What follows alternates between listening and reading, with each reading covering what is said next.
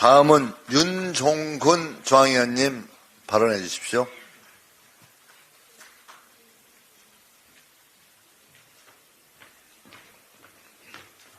예, 인사드리겠습니다. 경기도 안성 지역위원장 직무대행 윤종근입니다. 반갑습니다.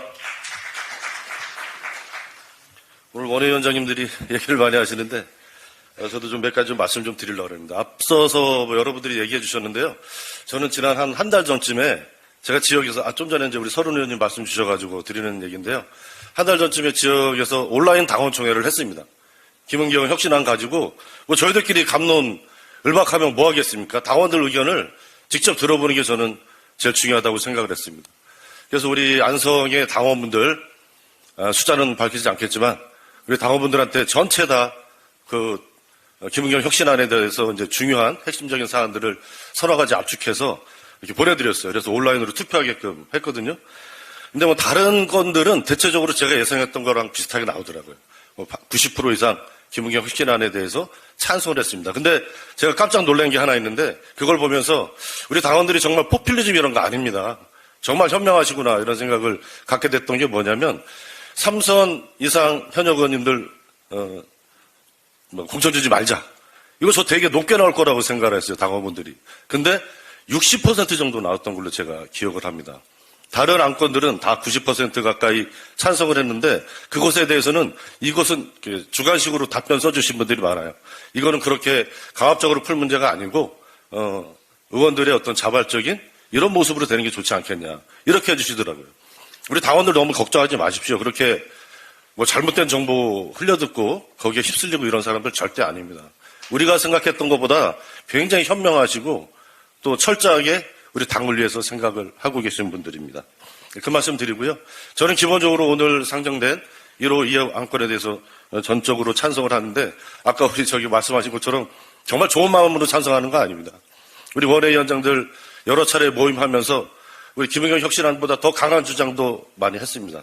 저희가 생각했던 것에 비해서 한 30% 정도 되는 선인 것 같습니다. 오늘 안건으로 올라온 것이. 그러나 그마저도 제대로 처리하지 못한다면 저희가 돌아가서 당원들 보고 국민들 보고 어떻게 내년 총선에서 민주당에 표 달라 이렇게 얘기할 수 있겠습니까? 우리 의원님들 조금 아쉽고 답답한 부분이 있을 수도 있겠지만 큰 마음으로 통큰 마음으로 1호 2호 안건에 대해서 전격적으로 좀 찬성해 주시면 좋을 것 같고요. 오랜만에 이렇게 앞에 섰는데 의원님들께 한 말씀 좀 드리고 내려가겠습니다. 절차 얘기 많이 합니다. 당원당규 규정 시한 얘기들 많이 하십니다. 근데 저도 한 7, 8년 중앙당에서 당직자로 일했고 지금 10년 넘게 원외위원장 하면서 이렇게 풍찬노숙하고 있는데요. 정당의 운영 생리, 전략기획 이런 데서 일도 오랫동안 해봤습니다. 근데 제가 좋아하고 존경하는 많은 선배님들이 배지만 달면 좀 다른 사람이 되는 것 같은 경험을 너무 많이 합니다. 자기 생각만 원칙이고 민주주의라고 이렇게 착각을 하시는 것 같아요. 그렇지 않다. 내 생각도 중요하지만 다른 사람 의견도 충분히 중요하다. 이런 거 정말 잊지 않으셨으면 좋겠습니다. 제가 보기에는 이제 공천을 앞두고 총선을 앞두고 여러 가지 이제 세력 싸움도 있고 쟁탈전이 벌어지는 거죠. 그게 정당이지만 아니겠습니까?